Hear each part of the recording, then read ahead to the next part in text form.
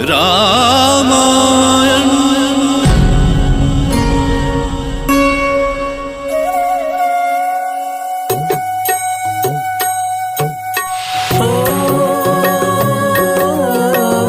मंगल भवन अमंगल हारी,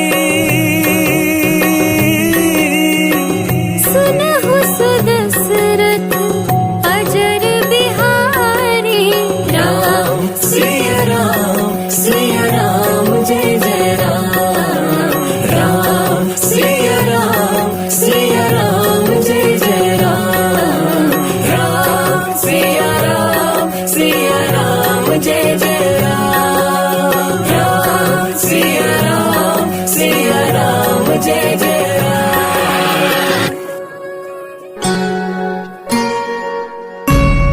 मैं काल हूं, अविनाशी, शाश्वत और सर्वद्रष्टा।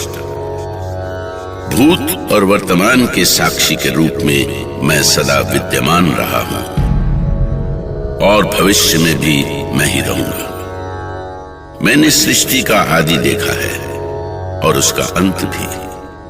युग, वर्ष, दिन और घंटे सब मेरे ही विराट रूप के अंश हैं। और उसी अंश से एक कथा जो मैं आपको सुनाने जा रहा हूं, उसका नाम है रामायण। रामायण। रामायण एक ऐसी कथा जिसको सुनने भर से ही जन्म जन्म के दुख मिट जाते हैं, पाप कट जाते हैं। जिस कथा के नायक हैं प्रभु श्री राम। कमल जैसे नयनों वाले श्री राम पाप का नाश करने वाले हैं, शरणागत का दुख हरने वाले हैं। कैसी अद्भुत लीला है उनकी। राम की जो लीला मैंने देखी है वो राम के जन्म से भी बहुत पहले आरंभ हो चुकी थी। मैंने देखी है ब्रह्मा के पुत्र महर्षि पुलत्स्य की चमत्कारिक लीला और उनका योग बल। मैंने देखा है पुलत्स्य के पुत्र विशर्वा का तपोबल और साक्षी रहा हूं उनके पुत्र लंकापति रावण के उदय और अस्त का।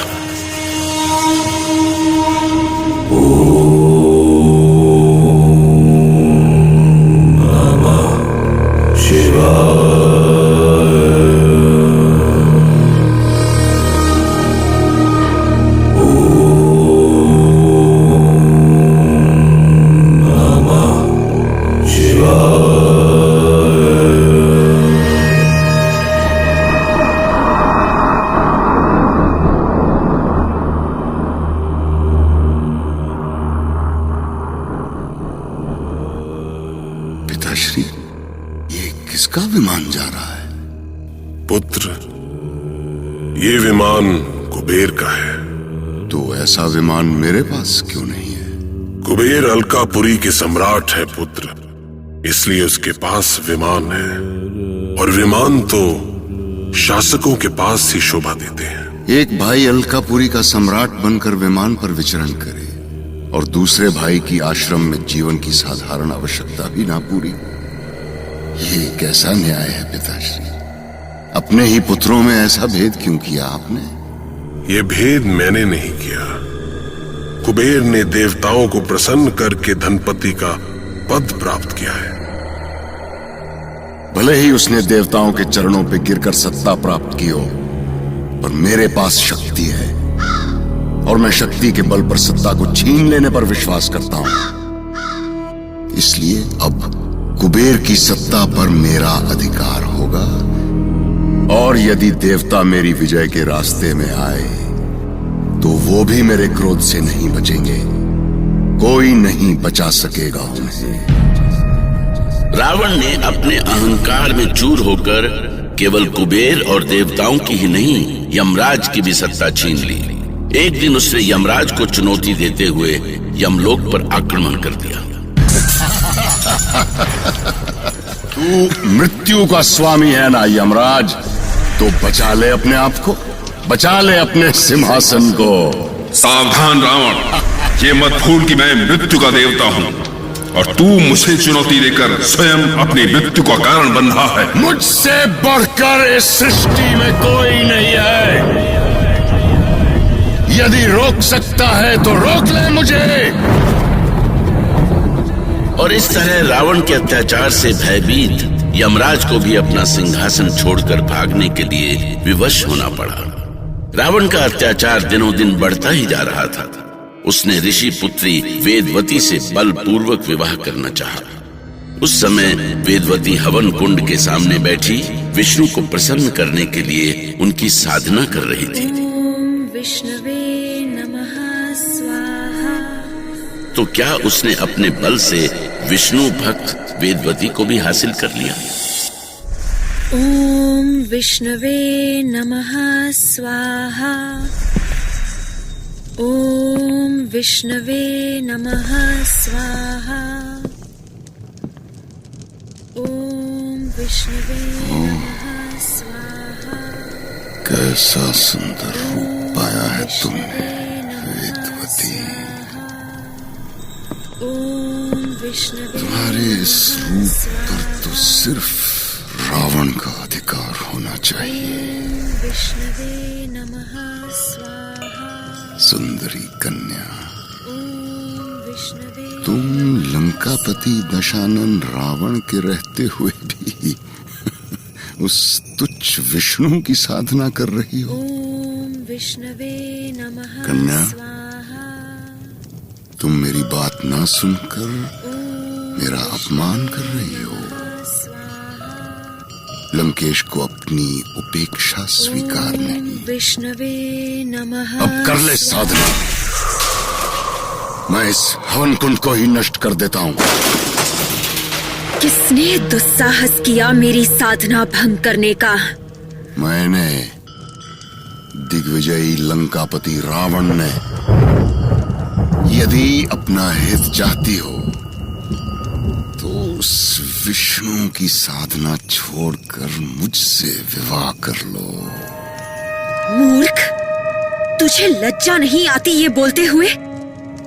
तू अपनी बराबरी भगवान श्री हरि विष्णु से कर रहा है। तुझे पता है मैं उन्हें अपना पति मान चुकी हूँ। अरे, उस विष्णु में क्या ऐसा है जो तुम उससे विवाह करना चाहती हो पर मुझसे नहीं? मैं उससे भी अधिक शक्तिशाली हूँ। रावण, यदि अपना भला चाहता है तो यहाँ से चला जा। लगता है तुम्हें अपनी शक्ति दिखानी पड़ेगी। हट जा रावण, आगे मत बढ़ना। चला जा, छोड़ दे मुझे। दुष्ट रावण, मेरे साथ बल प्रयोग करके विवाह करने की तेरी इच्छा कभी पूरी नहीं होगी। इसलिए मैं अग्नि में जलकर अपना जीवन समाप्त कर रही हूँ। पर यदि मेरे तप में बल है तो मैं त्रेता युग में सीता के रूप में जन्म लूंगी और तेरे विनाश का कारण बनूंगी। तेरे विनाश का कारण बनूंगी।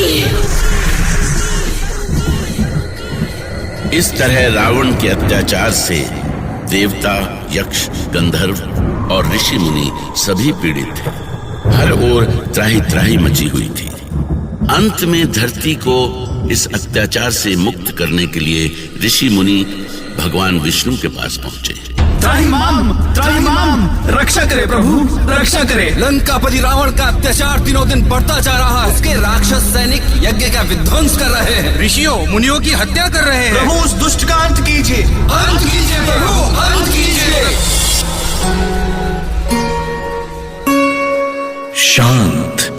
शांत हो जाएं आप सब। अब दशानन रावण का अधर्म और अत्याचार चरम सीमा पर पहुंच गया है। आप लोग निश्चिंत होकर जाएं। अब रावण का अंत निकट ही है। तथास्तु। अपने रथ के तले तीनों लोगों को रौंद कर भी रावण की युद्ध की भूख कम ही नहीं होती थी। उसने अयोध्या पर भी आक्रमण किया और अपनी अमरता के अभिमान में चूर होकर महाप्रतापी राजा अनरण्य का वध कर दिया।